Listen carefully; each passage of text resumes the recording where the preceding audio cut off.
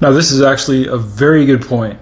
Inevitably, Christian parenting almost always includes the threat of hell, the threat of damnation, the threat of punishment from God for disobeying God himself and for disobeying even their parents. The Bible speaks explicitly about the punishment for disobedience to parents, and actually in the Old Testament, one of the punishments is being stoned to death. Now, in the context of this belief system, it isn't necessary for parents like this one to actually throw their own children into a lake of fire, or even for them to actually stone to death their own children.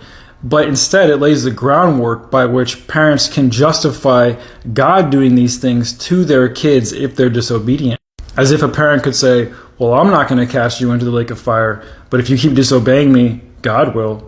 A parent could say, well, I'm not going to stone you to death, but really, that's what you deserve. So essentially, through agency, parents can, in a way, vicariously use God's power to scare their children into obedience and make the children feel like if they don't obey their parents and the Christian faith in general, that there's going to be severe consequences. So we can pretty clearly see that the Bible has sort of this trickle-down effect by which any human being, including parents of children who are being raised in a Christian church, can essentially take the authority of God's righteous anger and take a piece of that authority for themselves and say, this also means you don't just need to believe in God and follow his commandments, but it also means you need to believe in what we say and follow our commandments or else.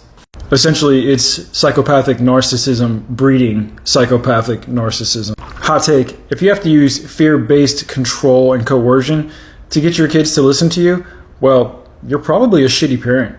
And before you saying appropriate corrective action is necessary, for example, if you tell your kids if you cross the street without looking both ways, you'll get hit by a car, it comes across a little bit more like if you cross me or God both ways, then God will make sure you get hit by a car. Makes you just want to cuddle up with him, doesn't it?